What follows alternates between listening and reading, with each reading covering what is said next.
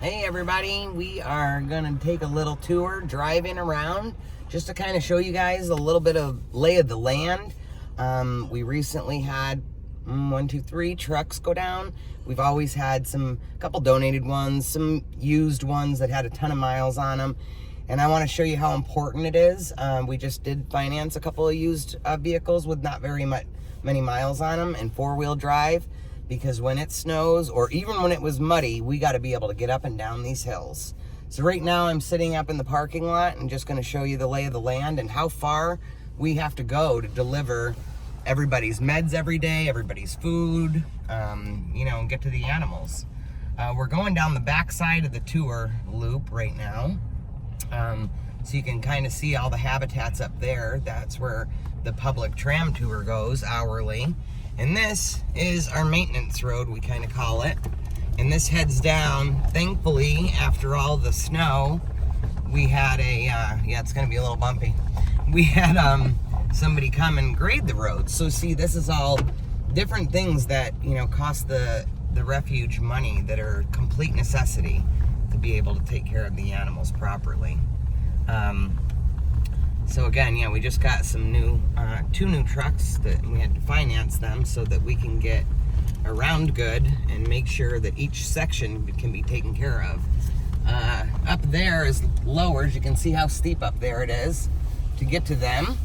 And there's a hill coming up that goes up there. But even with the snow, the 4-wheel trucks that we had, 4-wheel drive, did pretty great. Now, the following week when we had ice, not so good. Now, is this another thing that the ambulance, the Humvee is used for things like that when the regular trucks can't get around? Yeah. So it's another reason why that ambulance was so important to get fixed, because if you can't get around in the snow and ice with the regular pickups, we gotta use those. This is the hill going up to those lower section cats, and if you can see way at the top is up where the tour loop is, so it's quite a distance. Now we're at the commissary. This is where all the food prep is done and prepared, and the truck's back up here to load up all of their food dishes. So this is not something you could just stick in a wagon and walk it up the hill. No. And if you go on any of our caravan tours or coffee with the curator, this is what you get to see. You get a tour inside of the hospital, you get to tour inside of the commissary, and you get to drive on all these roads with us while we show you how far apart everything is. This is literally a mountain. Yeah. There's no way you could get around feeding 100+ animals, pulling a wagon by hand. Yeah. So the vehicles, it makes sense why the vehicles are crucially important. Yeah, the staff has to have them to get around to and from and get to the meds, and the interns, we have 5 sections that we've divided into. And so this is, we're heading down to Rescue Ridge right now. So this is, where we have all of our older guys. And this road's pretty flat to get down here for them to get in. But again, we were having issues just in the mud back here. One of the 4-wheel drive trucks got stuck in the mud just the other day. So it's pertinent to be able to, every section needs to be able to get down here. We're gonna go around the outside of Rescue Ridge where our mulch piles are. That's mulch for all of the animals' bedding in the winter and inside of their dens. So we have to get down here to get barrels of clean mulch. So again, that's not something you can do pulling a wagon by hand. I mean, No. You're talking, long distances. We've been driving for a while now already. Yeah. And we've only made it down to Ridge. 4.5 minutes already, and we're not even around one area yet. So the vehicles are crucial. We're back here. Plus, we have to do all of these perimeter checks. So we're on the outside of Rescue Ridge right now. But we have to check these perimeters daily, especially if there was a storm. So this road back here is where all of our, well, we store some of our pools there, but that's where all of our mulch and bedding is. So everybody's got to get down here, all the way down here, every day and back up to their sections. Wow. Yes, there's no way to do that without multiple vehicles. No. You can see all the barrels back there. Can you see those? Yeah, let me try to zoom in. Yeah, and that's what, boy, you do use a lot of mulch. Every day, yeah, we're filling those and hauling it up. So right now we're at the bear habitats. Sorry about that. And about to go around those. Oh, wow. You can't even see over the edge of this hill. I know. So no non-four-wheel drive vehicle can come back here. Or else you would be off the side of the mountain.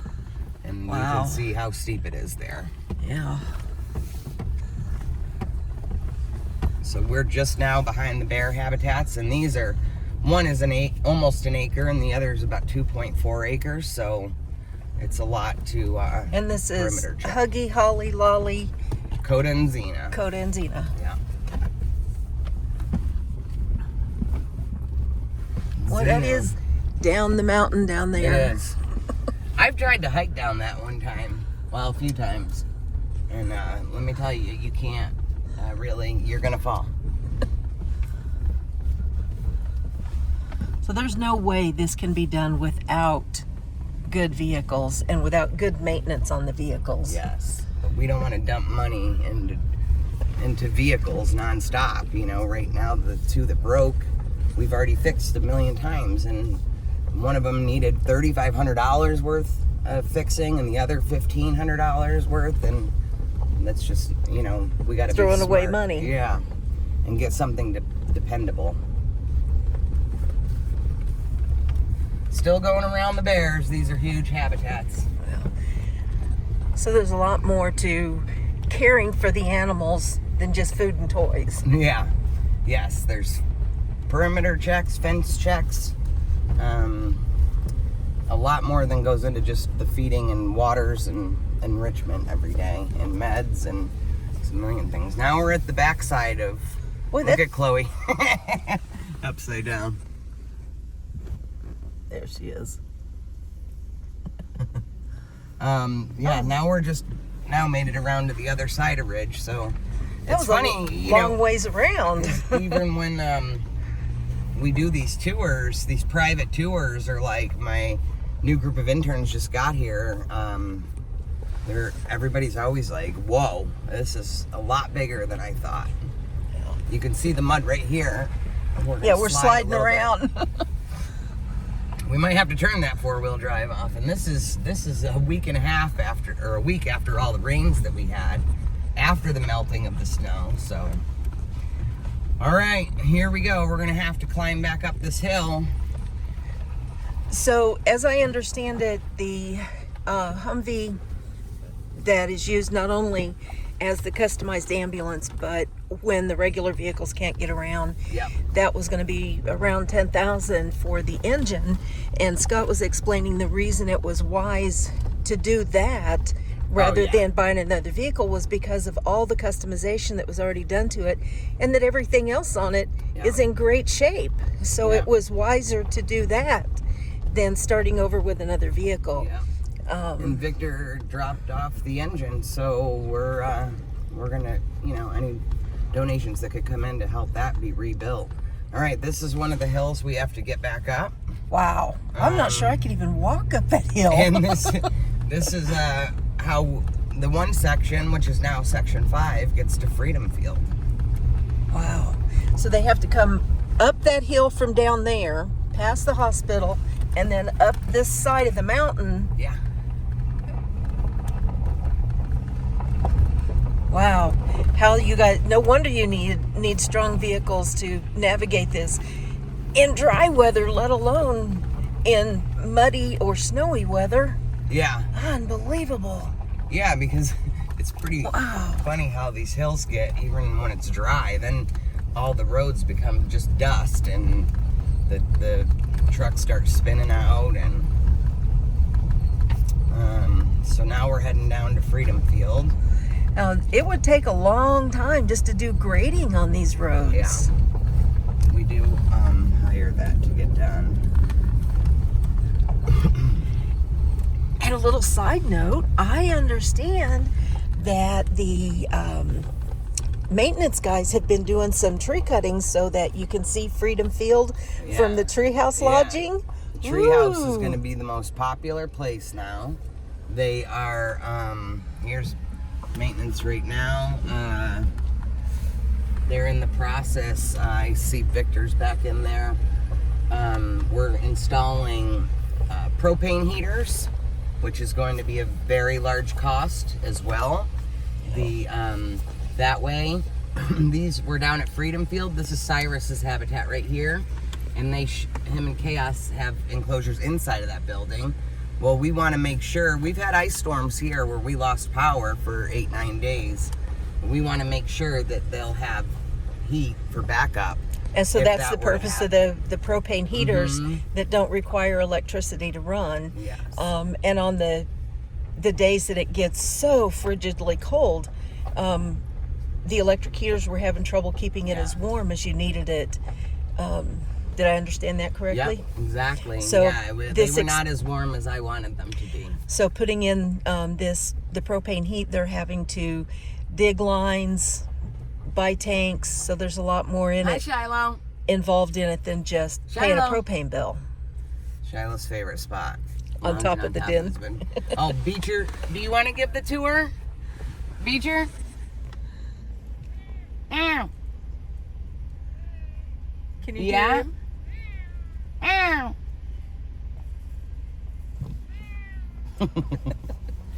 We're working on these. These will be 2 big cat habitats here. They're working on finishing these big cat ones right now. And in this area where all of their construction materials are, they are working on, those will be 2 medium cat habitats. So there's still a lot of construction going on here in Freedom Field. Yes. Yes, and it looks like the guys are hauling in and out materials right now, so they're just pulling the perimeter fence back.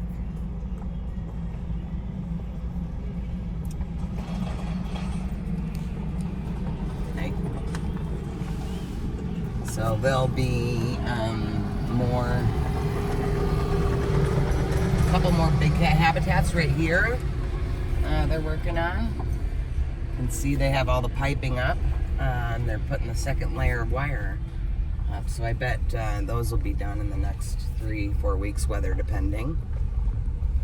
And here's a lot of material up here. And we are at the side of Max's enclosure. And now Max's enclosure starts up there, comes and wraps around down here. So, but this hill was an issue too. Wow, quite a hill. Yeah. I think I'm going to slide out of the seat. That's why we tell the interns to only drive that hill down, because you're not going to make it up it unless you have 4-wheel drive, even when there's no snow. Hi, Aria.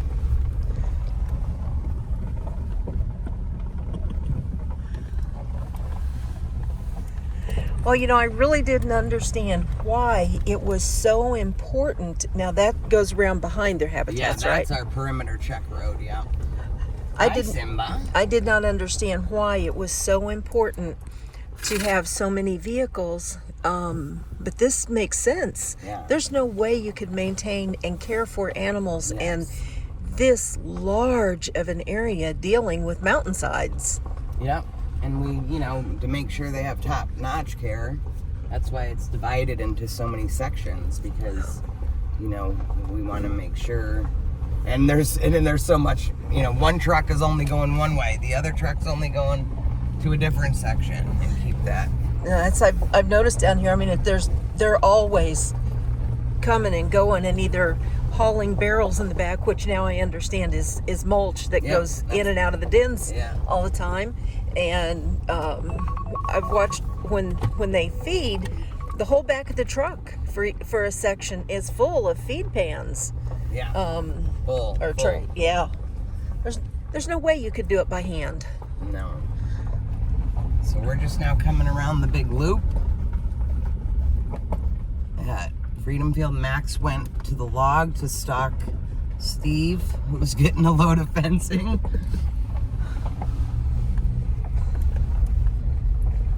All right.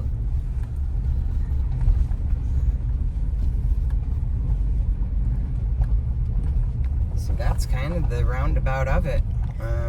So we're past 15 minutes and we haven't even covered 2 sections yet. Well, yeah, the top section is, well, we didn't even go around the habitat loop, but...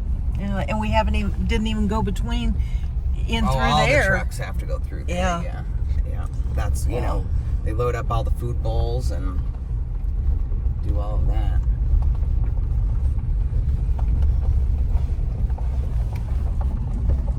So they're working on it. They're getting ready. They're digging now to put in the lines for the propane heat. Yep. We had a lot of water breaks after the cold snap. You know, the frozen pipes. Yeah, and so maintenance has been working on fixing all of those repairs. Woo! Up the mountainside again. Yeah, they just finished those repairs, and now we want to get those heaters in because, boy, it's beautiful right now in the 60s, and it's just unheard of in February. So now, how cold did it get on that last snap? The ice wasn't so bad. It kind of hovered around like 30, 31, but the snow in the mornings when we came into work to check on the animals and get their meds and get them fed, it was -4. So, wow. And you guys were still out there doing that. My goodness, look at that. There's the hospital down there. Way down that hill. And the commissary's even down below that. Yeah, there's no way you could do this without vehicles. Now, section 2 goes from the commissary up that first hill we came down. Section 1 comes up that hill from the commissary. We looked up it. And they come up this way for feeding every morning because there's no tours out when we're out here feeding. Glacier Nungawa. There's Mama Shakira. And here. So way down there is where we were at, Freedom Field. So you can see the type of terrain to explain why having good vehicles is so important. This tour road here, we actually had the other people had to ride, and we had to bring, hi, Montana. We just had to drop the interns off, and they did have to walk in the snow with wagons to feed up here because we didn't have enough trucks at that time. And it was so cold, it was just too cold to even plow this road. We tried to just keep the roads needed. There's a lot of roads here, so. And then they stop and feed, and then here we are back at the lodging and office and tour gate. And so then section 1 and 2 head in there and start on the loop, start the feeding.